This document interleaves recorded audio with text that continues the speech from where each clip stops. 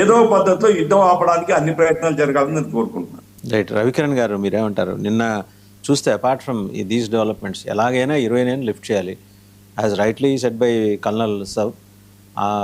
అంత easy task ఏం కాదు, ఫిజికల్ లిఫ్ట్ చేయడం అనేది అంత ఈజీ టాస్క్ కాదు.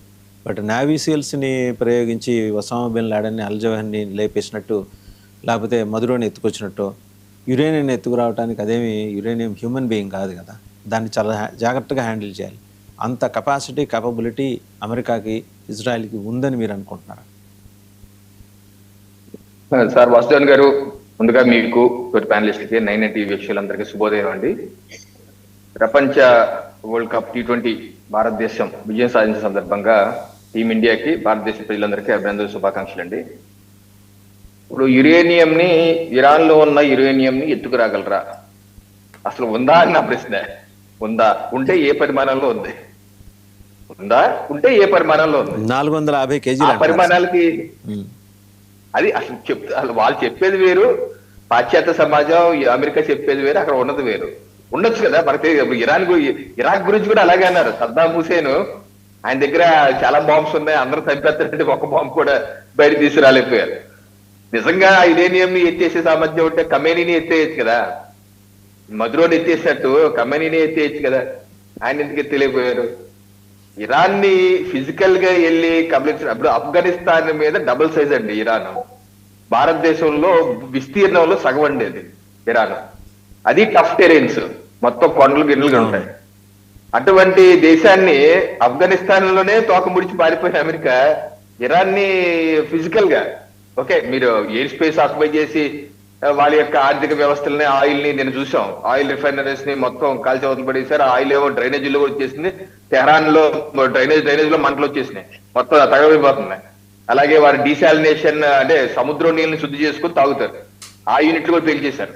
అంటే ఈ 10వ రోజు యుద్ధంలో ఏ స్థాయికి జరిగింది? ఇరాన్ ప్రజలకి దాహార్తిని కలిగించాలి, వాటర్ కూడా దక్కనివ్వకుండా చేయాలి, తద్వారా అక్కడ అడ్మినిస్ట్రేషన్ ని వాళ్ళు లొంగపరుచుకోవాలి.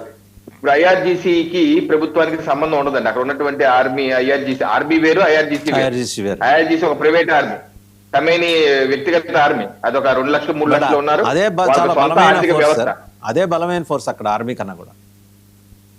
ఎందుకు బలమైన అంటే పాకిస్తాన్ ఏ రకంగా ఆర్మీ వాళ్ళ యొక్క ఫండ్స్ పాకిస్తాన్ ప్రభుత్వం నుంచి తీసుకోదు, వాళ్ళు సొంతగా వ్యాపారాలు చేసుకుంటారు. బార్బర్ షాపుల నుంచి అన్ని వ్యాపారాలు అలాగే. అలాగే ఐఆర్జీసీకి కూడా వ్యాపారాలు, వాళ్ళ సొంత చమురు క్షేత్రాలు ఉన్నాయి, ఆ చమురు అమ్ముకొని వాళ్ళు డబ్బులు తీసుకుని ప్రభుత్వంతో సంబంధం లేదు, వాళ్ళుగా ఆయుధాలు కొనుక్కుంటారు, ప్రభుత్వం సంబంధం లేదు. అలాంటి ప్యారల్ వ్యవస్థ క్రియేట్ చేశారు కమ్మైనా. అందుకని వాళ్ళకి రిసోర్సెస్ ఉన్నాయి, వాళ్ళు ప్రభుత్వం మాట కూడా ఎన్నో. ఓ పక్కన ఇరాన్ అధ్యక్షుడేమో గల్ఫ్ లో అందరితో దాడి చేస్తాం, తప్పే మమ్మల్ని క్షమించని అంటాడు. క్షమించిన అరగంటకి ఇల్లు దాడి చేసి వస్తుంది. ఇంకా 4 ఏళ్ళకి సంబంధం ఉండదు, ఆరు పనులు చేసుకుంటారు, ఈ పనులు చేసుకుంటారు. సో అలాగే ఇండిపెండెంట్ వ్యవస్థ అక్కడ నెలకొంది.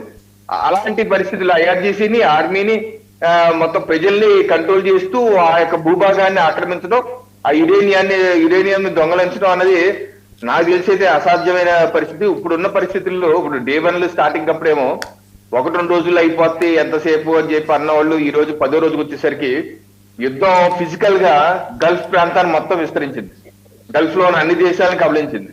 నిన్న కూడా చూసాం ఏ రకంగా ఇరాన్ డ్రోన్లు, మిసైల్స్ పెట్టి సౌదీ అరేబియాని, యుఏఈని, అలాగే కువైట్ లో కూడా దాడులు చేశారు.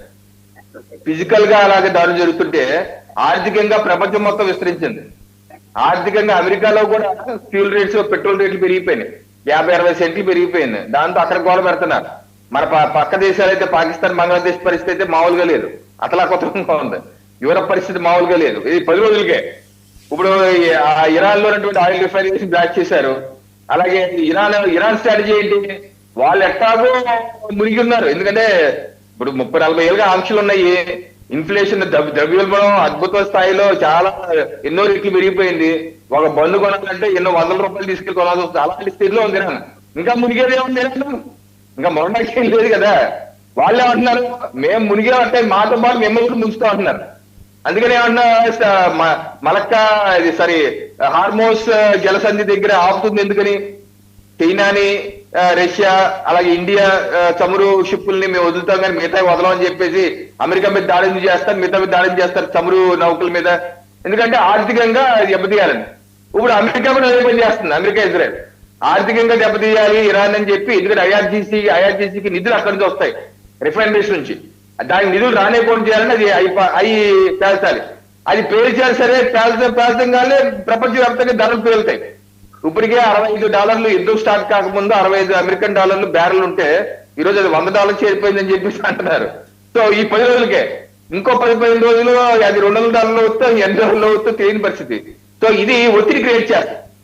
ఇరాన్ లో ఆర్థిక సంక్షోభం ఎట్టాగో ఉంది, ప్రపంచవ్యాప్తంగా ఆర్థిక సంక్షోభం, ద్రవ్యోల్బణం పెరిగిపోవటం, ఫ్యూల్ రేట్స్ పెరిగిపోవటం, దీనివల్ల ఆర్థిక సంక్షోభం వస్తే తద్వారా అమెరికా ఇజ్రాయెల్ మీద కూడా ప్రపంచ దేశాలను ఒత్తిడి తీసుకొచ్చి ఇది ఆపుతారనేది ఇరాన్ స్ట్రాటజీ.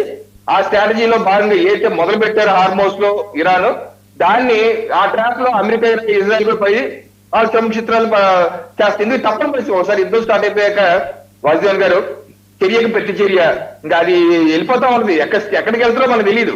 ఇప్పుడు ఈ రోజు మంచినీళ్ళు కూడా అందరినీ చేసే ప్రయత్నం చేస్తారంటే యుద్ధం ఏ స్థాయికి వెళ్ళిపోయి చూడండి.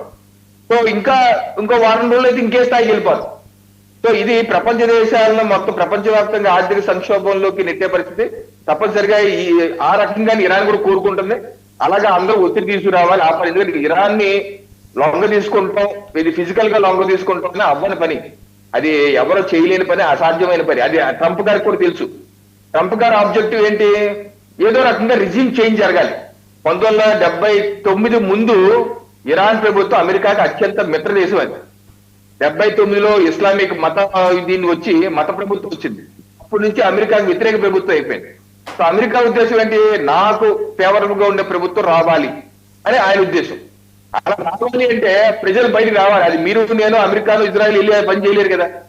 ఆ ప్రజలు రావాలి, ప్రజలు ముందుకు రావాలి. ప్రజలు బయటకు రావట్లేదు. అంటే ఐఆర్జీసీ ఒకటే ఒక ఆప్షన్ రవికిరణ్ గారు, ప్రపంచంలో అన్ని దేశాలకి ప్రధానమంత్రి అధ్యక్షుడిగా తాను ఆయన ట్రంప్ ప్రకటించుకుంటే తప్పించి సమస్య పరిష్కారం కాదు.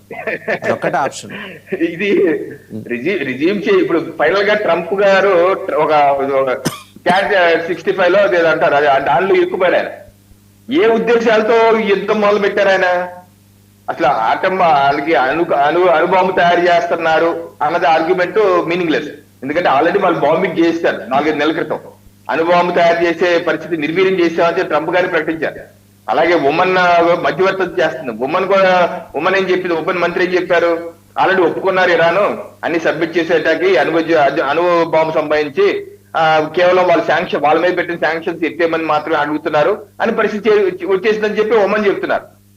ఆ పరిస్థితిలో కూడా యుద్ధం ఎందుకు వెళ్ళారు, ఏం ఆబ్జెక్టివ్స్ తో వెళ్ళారు? ఓకే, ఇజ్రాయెల్ కి అయితే డూ అండ్ సిచ్యువేషన్.